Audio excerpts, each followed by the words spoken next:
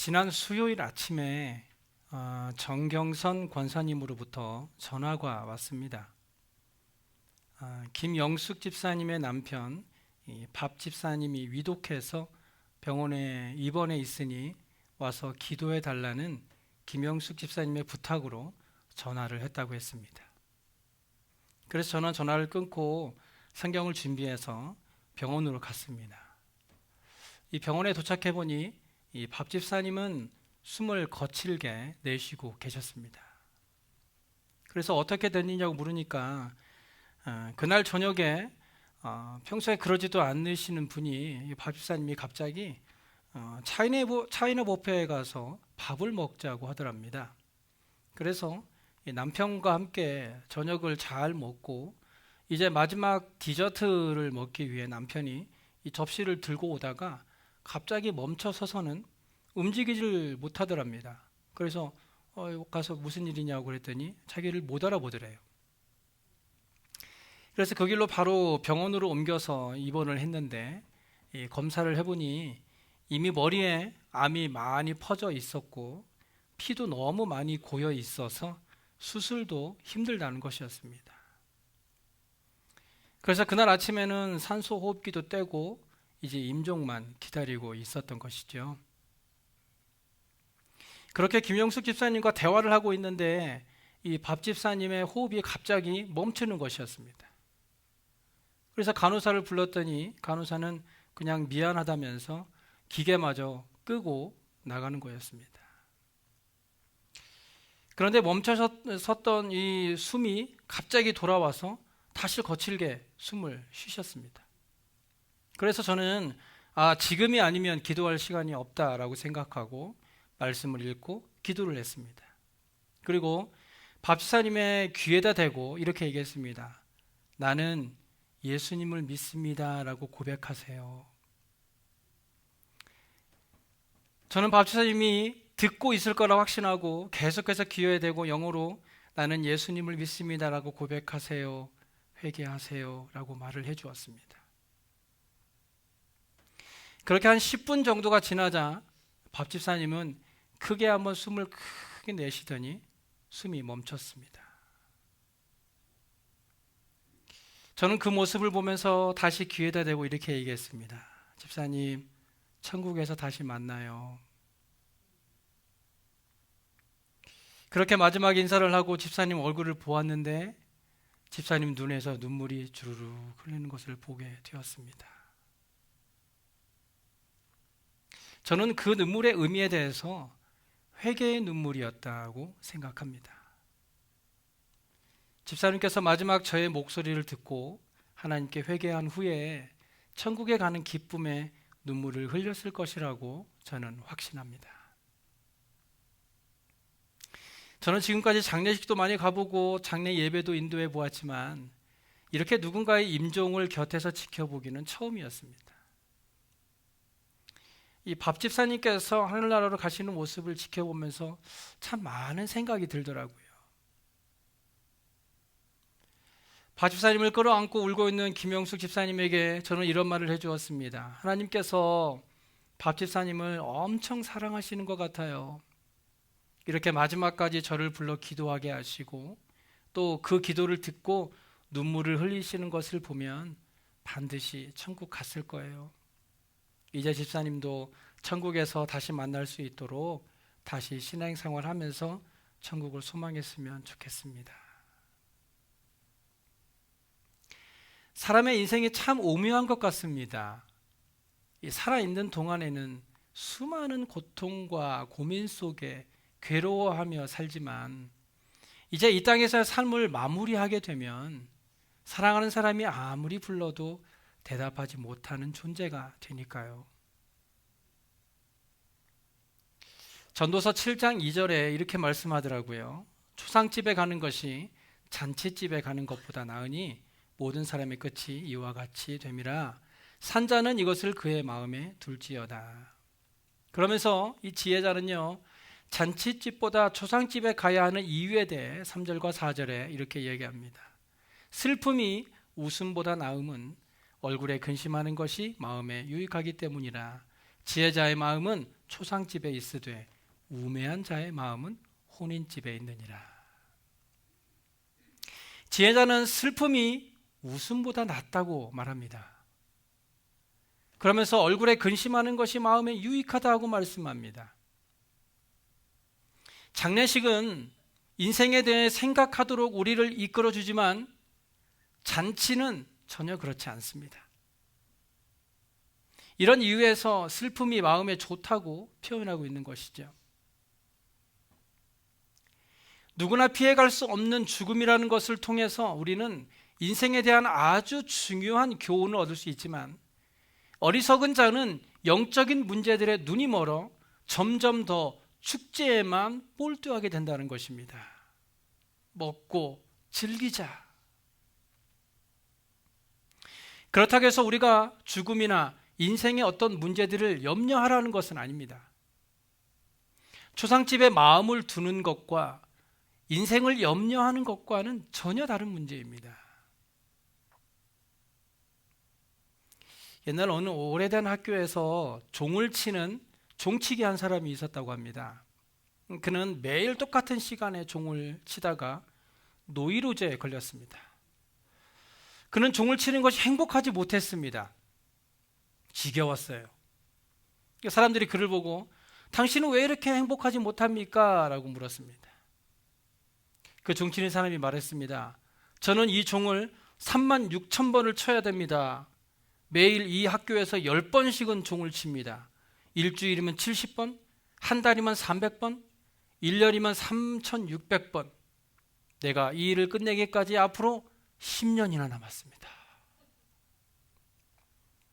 이야기를 듣고 있던 어떤 한 사람이 이런 충고를 했다고 하죠. 형제요, 하루에 10번씩만 종을 치고 한 번에 한 번씩만 종을 치세요. 너무 앞에 것까지 생각할 필요가 없다는 것이죠. 현대인들은요, 수많은 걱정거리를 안고 살아갑니다. 마치 당연한 듯이.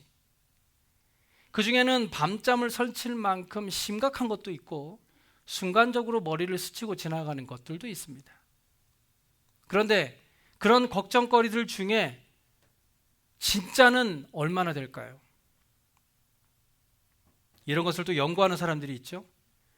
어느 미국 대학의 심리학 팀이 이걸 또 연구했습니다. 조사 결과를 보면 사람들 걱정거리 중 40%가 실제로 일어나지 않는 것들이었다라고 합니다. 그러니까 10개 중에 4개는 필요 없는 걱정이었던 것이죠.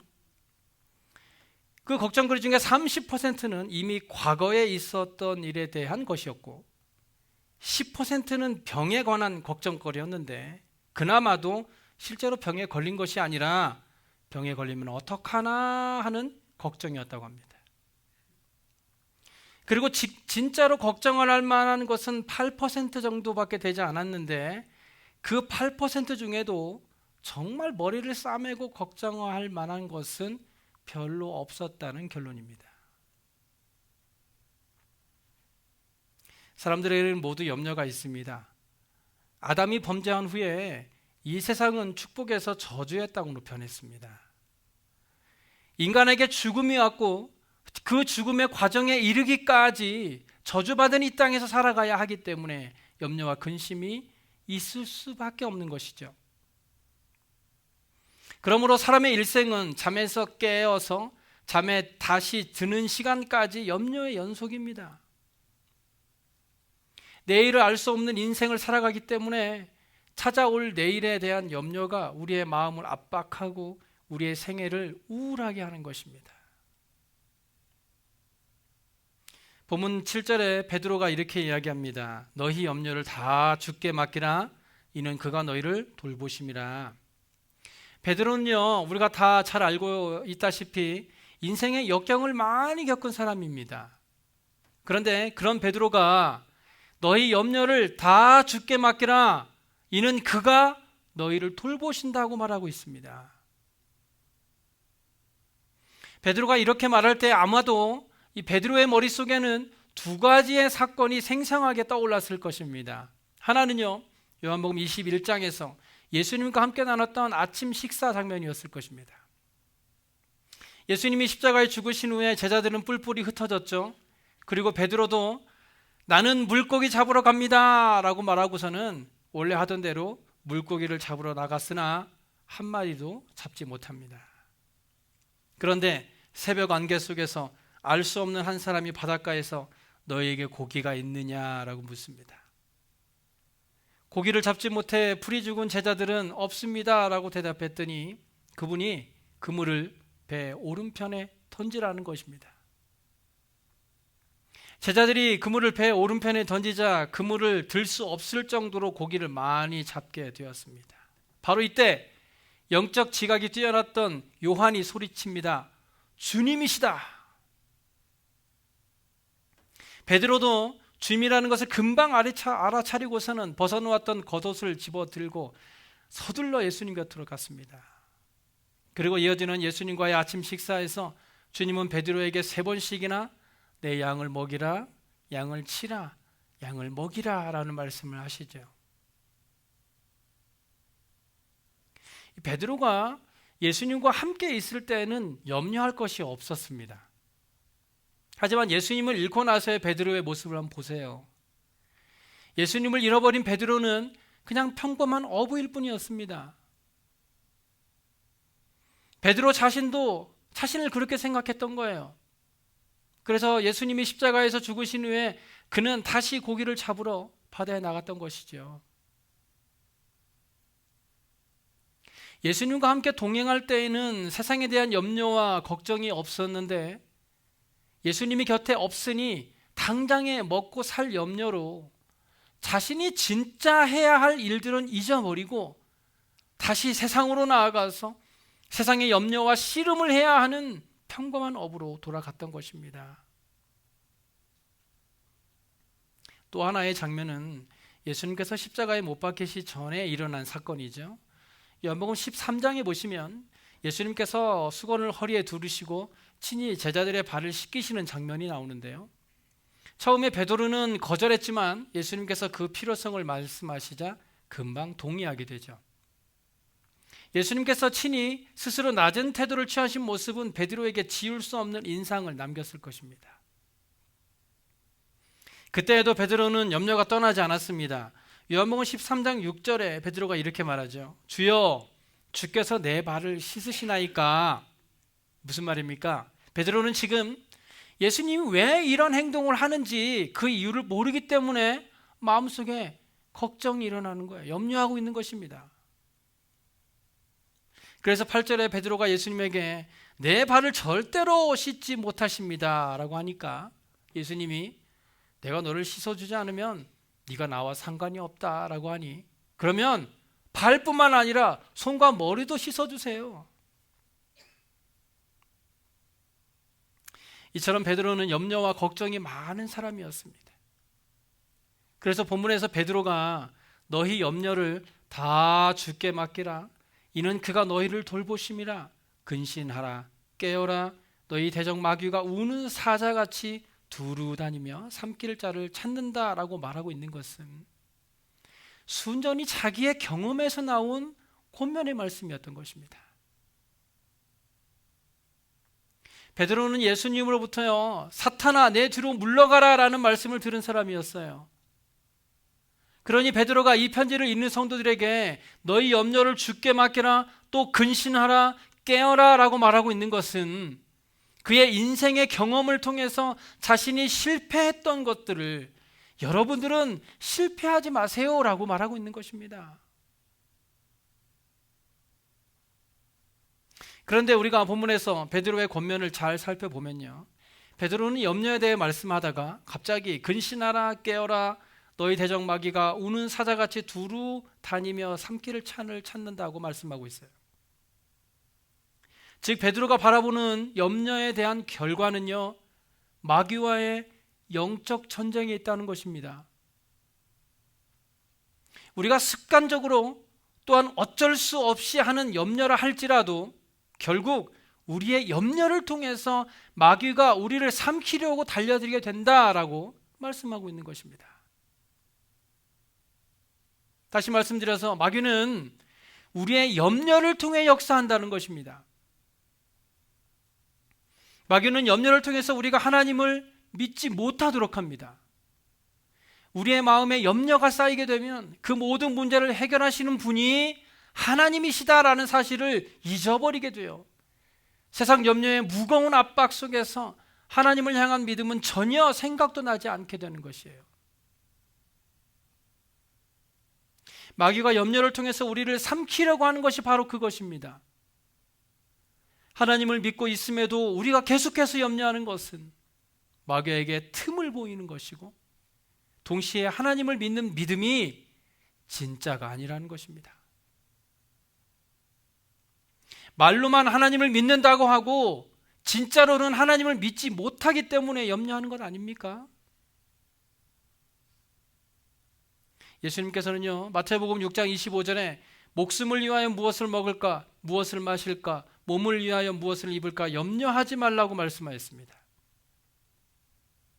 못 사는 사람은 잘 살기 위해 염려하고, 잘 사는 사람은 더 잘 살기 위해 염려합니다. 또 병에 걸릴까 봐 염려, 자녀들에 대한 염려, 심지어 오늘 저녁에는 뭐 먹지? 염려. 우리의 인생에 염려가 끊이지 않는 것입니다.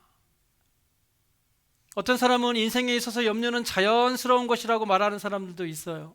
그런데 성경은요, 염려는 자연스러운 것이 아니라 염려하지 말아야 한다고 단호하게 말씀합니다. 왜냐하면 염려하는 것 자체가 하나님을 믿지 못하는 것이기 때문입니다. 마태복음 6장 31절 이하에 그러므로 염려하여 이르기를 무엇을 먹을까, 무엇을 마실까, 무엇을 입을까 하지 말라. 이는 다 이방인들이 구하는 것이라. 너희 하늘 아버지께서 이 모든 것이 너희에게 있어야 할 줄 아신다라고 분명하게 말씀하고 있기 때문에, 우리가 그래도 염려하는 것은 결국 하나님을 믿지 못하기 때문인 것이에요.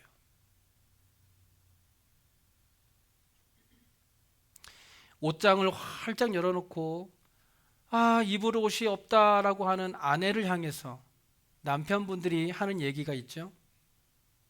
그거는 당신 옷이 너무 많아서 그러는 거야. 옷이 한 벌만 있어봐. 그것만 입으면 되니까 입을 옷이 없다고 고민하진 않겠지? 그런데 예수님도요, 마태복음 6장 28절 이하에 이렇게 말씀하셨어요. 또 너희가 어찌 의복을 위하여 염려하느냐. 들의 백합화가 어떻게 자라는가 생각하여 보라. 수고도 않고 길쌈도 않는다. 그러나 내가 너에게 말하노니 솔로몬의 모든 영광으로도 입은 것이 이 꽃 하나만 갖지 못하였느니라. 여기서 예수님 말씀하시는 것은요, 믿음에 관한 것입니다. 믿음. 왜냐하면 그 다음에 이어지는 30절에 이렇게 말씀하기 때문이죠. 오늘 있다가 내일 아궁이에 던져지는 들풀도 하나님이 이렇게 입히시거든 하물며 너희 일까 보냐. 믿음이 작은 자들아. 결국 우리가 염려하는 것은 하나님을 믿는 믿음이 작기 때문입니다. 우리를 입히시고 보호하시는 하나님을 믿지 못하기 때문에 염려하고 있으니 우리의 염려는 결국 믿음과 연결된다는 것이지요. 그래서 누가복음 21장 34절에서는요, 너희는 스스로 조심하라. 그렇지 않으면 방탕함과 술 취함과 생활의 염려로 마음이 둔하여지고 뜻밖의 그날이 덫과 같이 너희에게 임하리라 라고 경고하고 있는 것입니다. 여기서 누가는요, 특이하게도 방탕함과 술 취함을 생활의 염려와 똑같은 것으로 보고 있습니다. 즉 생활의 염려는요, 방탕함과 술 취함과 같은 것으로, 이런 것들은 결국 우리의 마음을 둔하게 만들어서 눈 깜짝할 사이에 심판의 주님을 만나게 될 것이라고 경고하고 있는 것입니다. 그렇다면 우리가 이런 염려에서 벗어나기 위해 우리는 어떻게 해야 할까? 시편 37편 5절에 보시면 내 길을 여호와께 맡기라 하고 말씀합니다. 오늘 본문 7절에서도요, 너희 염려를 다 주께 맡기라 라고 말씀하고 있는 것처럼, 우리가 염려에서 벗어나기 위한 방법은 우리의 염려를 주님께 맡기는 것입니다. 우리가 염려를 주님께 맡긴다는 것은요, 지금 내가 염려하는 것들을 하나님께서 내가 가장 좋아할 만한 결과로 이끌어 주실 것이다 라는 믿음을 갖는다라는 것입니다. 내가 하나님을 믿고 기도했으니 하나님께서 내가 더 이상 염려하지 않도록 그 모든 문제들을 해결해 주실 것이다 라는 확신을 갖는 것이지요. 하나님은 우리에게 있는 그 어떤 염려라도 모두 맡으시고 해결해 주실 수 있는 능력이 있으신 분입니다. 또한 하나님은 우리의 염려를 맡기를 원하세요. 우리의 염려를 하나님께 맡기는 것이 곧 하나님을 믿는 것이기 때문에 하나님께서는 우리에게 있는 모든 염려를 하나님을 믿는 믿음을 가지고 하나님께 맡기라고 말씀하고 계시는 것입니다. 그리고 우리는 하나님을 인정해야 합니다. 잠언 3장 6절에 너는 범사의 그를 인정하라 그리하면 내 길을 지도하시리라고 말씀합니다. 우리가 하나님을 하나님으로 인정할 때 우리는 하나님은 우리가 염려하는 모든 것들을 해결하시고 우리가 원하고 바라는 길로 인도해 주시는 것입니다. 나는 힘이 없고 나는 해결할 힘이 없으나 하나님은 이 모든 것들을 해결할 수 있는 분으로 인정할 때 그 인정은 우리의 믿음이 되어 하나님의 마음으로 움직여 우리의 길을 인도해 주시는 것입니다. 이 땅에서 염려가 없는 사람은 아무도 없습니다. 하지만 누구에게나 있는 그 염려를 어떻게 처리하느냐 하는 문제는 여러분의 선택에 달려 있습니다. 우리가 하나님을 믿으면서도 여전히 세상 일로 염려하고 고민하면서 믿음 따로 염려 따로 살 것인가? 아니면 염려가 없을 수 없으나 그 모든 염려를 하나님께 온전히 맡기고 기도하며 나아가므로 우리의 문제를 하나님이 해결하시도록 하나님을 신뢰하면서 하나님을 인정하며 사는 삶을 살 것인가? 여러분이 선택하시기 바랍니다. 만약 우리가 하나님을 신뢰하는 것으로 선택을 한다면 하나님은 반드시 우리의 모든 염려를 해결해 주실 줄로 믿습니다. 오늘 본문에서 너희 염려를 다 주께 맡기라 이는 그가 너희를 돌보심이라 근신하라 깨어라 너희 대적 마귀가 우는 사자같이 두루 다니며 삼킬 자를 찾는다라고 말한 베드로는요, 본문 9절에 이렇게 말씀합니다. 너희는 믿음을 굳건하게 하여 그를 대적하라. 여기서 그는 마귀를 말하죠. 즉 우리가 하나님을 믿는 믿음을 굳건하게 하여 모든 염려를 하나님께 맡길 때 우리의 마음을 흔들고 약하게 만들려고 하는 모든 마귀의 시험들을 능히 이길 수 있다는 것입니다.